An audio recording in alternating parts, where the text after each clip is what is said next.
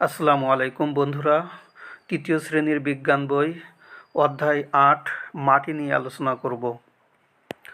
মাটি হলো পৃথিবীর উপরিভাগের নরম আবরণ। মাটিতে বিভিন্ন উদ্ভিদ জন্মায়। মাটিতে মানুষ চাষাবাদ করে। মাটির উপর মানুষ ঘরবাড়ি তৈরি করে বসবাস করে। তাছাড়াও অসংখ্য প্রাণীর আবাসস্থল হলো মাটি। মাটির উপাদান। মাটি কি দিয়ে তৈরি? চলো মাটিতে কি কি আছে তা খুঁজে বের করি। এই প্রশ্নগুলোর উত্তর আমরা এখান থেকে জানব।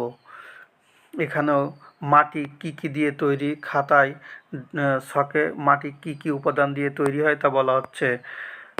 নুড়ি পাথর, বালু, কাদা, পানি ইত্যাদি বিভিন্ন পচা অংশ ইত্যাদি উপাদান দিয়ে মাটি তৈরি হয়েছে। তাহলে মাটি কি কি দিয়ে তৈরি হয়েছে? নুড়ি পাথর দিয়ে, বালু দিয়ে, কাদা দিয়ে, পানি দিয়ে, উদ্ভিদের বিভিন্ন পচা অংশ, এগুলো দিয়েই মাটি তৈরি হয়। মাটির উপাদান। মাটি হলো পৃথিবীর উপরের স্তর, যা পৃথিবীর পৃষ্ঠকে ঢেকে রেখেছে। বিভিন্ন বস্তু দিয়ে মাটি গঠিত। এসব উপাদানের ভিন্নতার কারণে মাটি বিভিন্ন প্রকারের হয়ে থাকে। পূর্বের পরীক্ষাটি থেকে মাটি কি কি বস্তু দিয়ে গঠিত সে সম্পর্কে আমরা ধারণা পাই। যেমন মাটি নুড়ি পাথর, বালু, পলি, কাদা, পানি, হিউমাস ইত্যাদি দিয়ে তৈরি। উদ্ভিদ এবং প্রাণীর মৃতদেহ পচে মাটিতে মিশে যায়। জীবের দেহ পচে মাটিতে জৈব পদার্থ তৈরি হয়, একে হিউমাস বলে। তাহলে প্রাণীর দেহ মাটিতে পচে যে জৈব পদার্থ তৈরি হয় একে হিউমাস বলে। হিউমাস কাকে বলে? এটা গুরুত্বপূর্ণ একটা প্রশ্ন। হিউমাস সাধারণত কালো এবং গাঢ় রঙের হয়। হিউমাস গাছের বৃদ্ধিতে সাহায্য করে। মাটির বৈশিষ্ট্য। মাটি সাধারণত তিন ধরনের: এঁটেল মাটি, দোআঁশ মাটি এবং বেলে মাটি।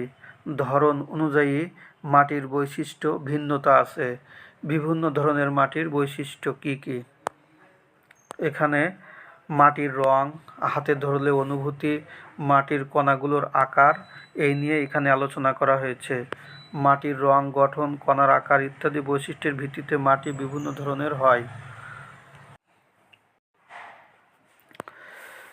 মাটির রং, গঠন, কণার আকার ইত্যাদি বৈশিষ্ট্যের ভিত্তিতে মাটি বিভিন্ন ধরনের হয়। বৈশিষ্ট্য: নমুনা 1 বেলে মাটি, দোআঁশ মাটি এবং নমুনা 3 এঁটেল মাটি দেওয়া আছে। মাটির রং: বেলে মাটি হালকা বাদামি থেকে হালকা ধূসর হয়। দোআঁশ মাটির রং কালো হয়। এঁটেল মাটির রং লালচে হয়। হাতে ধরলে অনুভূতি: শুকনো এবং কাদাময়, নরম ও শুকনো, ভেজা অবস্থায় আঠালো। মাটির কণাগুলোর আকার বড়, বিভিন্ন আকারের ছোট। মাটির বৈশিষ্ট্য সম্পর্কে আরও কিছু জানি। বেলে মাটি। বেলে মাটি সাধারণত হালকা বাদামি থেকে হালকা ধূসর রঙের হয়।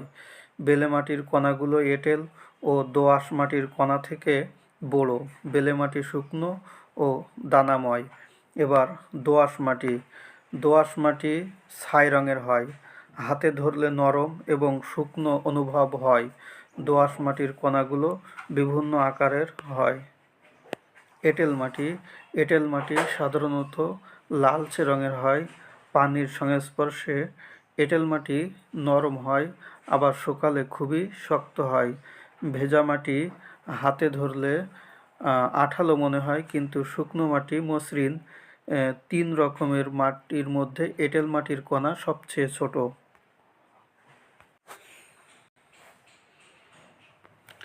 এঁটেল মাটি।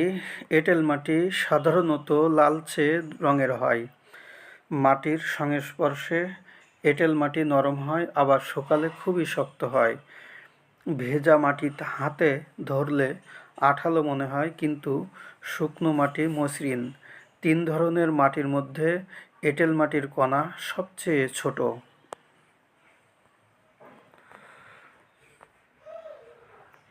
মাটির পানি ধারণ ক্ষমতা। ইতিমধ্যে আমরা বিভিন্ন ধরনের মাটির বৈশিষ্ট্য সম্পর্কে জেনেছি, যেমন মাটির রং, গঠন, কণার আকার এবং এতে থাকা অন্যান্য পদার্থ। এগুলোর মতো পানি ধারণের ক্ষমতাও মাটির একটি বৈশিষ্ট্য। কোন ধরনের মাটির পানি ধারণ ক্ষমতা বেশি বা কম? আমাদের যা দরকার কোন ধরনের মাটি পানি বেশি থাকে তো একটা পরীক্ষা করার জন্য এখানে কিছু এসেছে এঁটেল মাটি, দোআঁশ মাটি, বেলে মাটি, প্লাস্টিকের বোতল, কাপড়ের টুকরা, কাঁচের গ্লাস, রাবার ব্যান্ড ইত্যাদি এখানে নেওয়া হয়েছে। এগুলো নিয়ে পরীক্ষা করতে হবে। পরীক্ষার ফলাফল এখানে লিখতে হবে। এরপরে এইটা কিভাবে করব সেটা এখানে বলা আছে। পরীক্ষণের মাধ্যমে জানলাম যে বিভিন্ন মাটির পানি ধারণ ক্ষমতা বিভিন্ন। যেমন বেলে মাটির পানি ধারণ ক্ষমতা খুবই কম, তাই বেলে মাটির মধ্যে দিয়ে পানি খুব দ্রুত চলে যেতে পারে। দোআঁশ মাটির মধ্যে দিয়েই পানি যেতে পারে, দোআঁশ মাটির মধ্য দিয়েও পানি যেতে পারে, তবে বেলে মাটির চেয়ে অপেক্ষাকৃত ধীরে ধীরে। দোআঁশ মাটির পানি ধারণ ক্ষমতা এঁটেল মাটির চেয়ে কম, কিন্তু বেলে মাটির চেয়ে বেশি। এঁটেল মাটির মধ্য দিয়ে খুবই কম পানি যেতে পারে। এঁটেল মাটি সবচেয়ে বেশি পানি ধারণ করতে পারে। কোন ধরনের মাটির মধ্যে কি পানি কত দ্রুত যায়? পাত্রে জমা পানির পরিমাণ এখানে বর্ণনা করা হয়েছে যে বেলে মাটি কোন ধরনের মাটির মধ্য দিয়ে পানি কত দ্রুত যায়। বেলে মাটির ভিতর দিয়ে তাড়াতাড়ি যায়, দোআঁশ মাটির ভিতর দিয়ে ধীরে ধীরে যায়, এঁটেল মাটির ভিতর দিয়ে খুব ধীরে যায়। আচ্ছা, পাত্রে জমা পানির পরিমাণ বেলে মাটিতে বেশি থাকে পানি, দোআঁশ মাটিতে কিছুটা কম, এঁটেল মাটিতে আরও কম পানি থাকে। এরপরে মাটির বৈশিষ্ট্য সম্পর্কে জানব। মাটি কণার আকারে বিভিন্নতার কারণে ভিন্ন ভিন্ন ধরনের মাটির মধ্য দিয়ে পানি চলাচলের গতি ভিন্ন হতে পারে। এঁটেল মাটি, এঁটেল মাটির কণা সবচেয়ে ছোট, তাই এই মাটি দিয়ে সহজে পানি যেতে পারে না। এ মাটির পানি ধারণ ক্ষমতা সবচেয়ে বেশি, মানে এর ভিতর দিয়ে পানি যেতে পারে না, এজন্য পানি আটকে রাখে। বেলে মাটি, এ মাটির কণাগুলো আকৃতিতে বড় বলে মাটিতে যথেষ্ট ফাঁকা থাকে, তাই পানি খুব দ্রুত চলে যেতে পারে। বেলে মাটির কণাগুলো এঁটেল ও দোআঁশ মাটির কণার চেয়ে বড়। দোআঁশ মাটি, দোআঁশ মাটির কণাগুলো বিভিন্ন আকারের। দোআঁশ মাটি ছোট এবং বড় উভয় আকারের কণার মিশ্রণ। এই মাটির পানি ধারণ ক্ষমতা আছে, কিন্তু পানি জমে থাকে না এবং মাটির অন্যান্য উপাদান ধরে রাখতে পারে। মাটি ও ফসল, মাটি ও ফসলের সম্পর্কে অত্যন্ত নিবিড়। মাটির বৈশিষ্ট্য অনুযায়ী বিভিন্ন ফসল বিভিন্ন মাটিতে ভালো জন্মে। কোন মাটিতে কোন ফসল ভালো জন্মে তা নিয়ে একটা এখানে আলোচনা করা হচ্ছে, যে বেলে মাটিতে কোন ফসল ভালো জন্মে, এঁটেল মাটিতে কোন ফসল ভালো জন্মে, দোআঁশ মাটিতে কোন ফসল ভালো জন্মে। এখানে কিছু ফসল দেওয়া আছে। এবার দেখি, বিভিন্ন মাটিতে বিভিন্ন ধরনের ফসল জন্মে।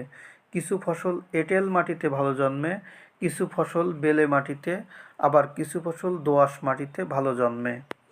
এঁটেল মাটি, ভেজা এঁটেল মাটি খুব আঠালো। এ মাটি থেকে পানি সহজে বের হয়ে যেতে পারে না। এতে বাতাসও খুব কম থাকে। মাটির নানা উপাদান পানির সঙ্গে মিশে মাটিতে অবস্থান করে।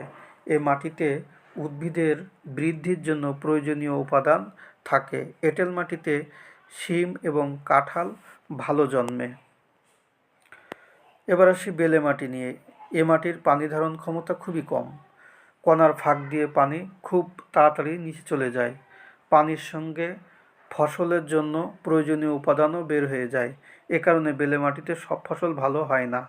এ মাটিতে তরমুজ, চীনাবাদাম, ফুটি, ক্ষীরা, শসা ইত্যাদি ফসল ভালো হয়।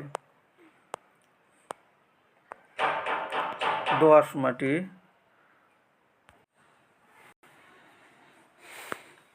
দোআঁশ মাটি, এ মাটির পানি ধারণ ক্ষমতা ভালো। এ মাটি পানি এবং অন্যান্য উপাদান ধরে রাখতে পারে, কিন্তু এ মাটিতে পানি জমে থাকে না। ধান, গম, ভুট্টা, যব, পাট, আখ ইত্যাদি এ মাটিতে ভালো হয়। বাংলাদেশের বেশিরভাগ এলাকা দোআঁশ মাটি দিয়ে গঠিত। এই যে দোআঁশ মাটিতে যে ফসলগুলো হয় তার ছবি এখানে দেওয়া আছে। ধান হয়, গম হয়, পাট হয়, এই মাটিতে ভালো হয়। আমাদের জীবনে মাটির গুরুত্ব, মাটি আমাদের জীবনে অনেক গুরুত্বপূর্ণ। আমরা দৈনন্দিন জীবনে বিভিন্ন কাজে মাটি ব্যবহার করি। আমরা দৈনন্দিন জীবনে কি কি কাজে মাটি ব্যবহার করি সে সম্পর্কে এখানে তোমাদের ক্লাসের বন্ধুরা মিলে আলোচনা করবে। নিজেদের ভিতরে আলোচনা করার পরে ছবিগুলোর দিকে তাকাবে। এরপরে আমরা বিভিন্ন কাজে মাটি ব্যবহার করি, যেমন কৃষিকাজে, বাড়ি তৈরিতে, নানা রকম পুতুল ও খেলনা তৈরি ইত্যাদিতে আমরা নানাভাবে মাটির উপর নির্ভরশীল। মাটির ব্যবহার, মাটির বিভিন্ন ব্যবহার রয়েছে। মানুষ বিভিন্ন কাজে মাটি ব্যবহার করে। আমাদের জীবনে বেঁচে থাকার জন্য মাটি গুরুত্বপূর্ণ। মাটি ছাড়া আমরা বাঁচতে পারি না।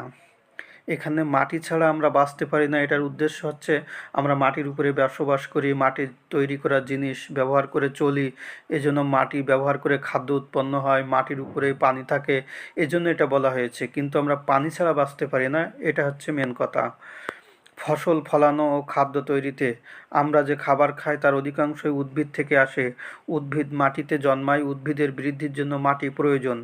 মাটি উদ্ভিদের জন্য প্রয়োজনীয় পানি এবং পুষ্টি উপাদান সরবরাহ করে। মানুষ খাবারের জন্য মাটিতে শাকসবজি ও ফসল ফলায়। আমরা খাদ্যের জন্য প্রাণীর উপরও নির্ভরশীল।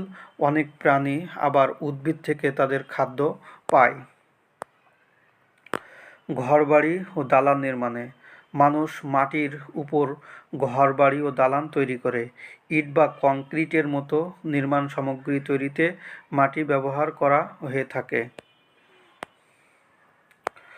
চারু ও কারুশিল্পে মাটি দিয়ে বিভিন্ন ধরনের জিনিস তৈরি করা হয়, যেমন থালা বাসন, ফুলদানি, গয়না, হাঁড়ি পাতিল, বাটি, পুতুল, খেলনা ইত্যাদি ছাড়াও বিভিন্ন গৃহসজ্জার সরঞ্জাম তৈরি করা হয় এই মাটি দিয়ে। মাটি দিয়ে কি কি তৈরি করা হয় তার একটা চিত্র এখানে দেওয়া আছে। এই যে এনারা মাটি দিয়ে কত কিছু তৈরি করেন। সুন্দর এবং দূষণমুক্ত পরিবেশ তৈরিতে মাটিতে জন্মানো বিভিন্ন উদ্ভিদে নানান ধরনের ফুল ফোটে। ফুল আমাদের পৃথিবীকে সুন্দর করে। তাছাড়া মানুষের দৈনন্দিন কর্মকাণ্ডের ফলে প্রচুর পরিমাণে বর্জ্য উৎপন্ন হয়। এসব বর্জ্য মাটিতে ফেলা হয় বা মাটি চাপা দেওয়া হয়, ফলে ময়লা আবর্জনা এবং দুর্গন্ধ থেকে আমরা রক্ষা পাই।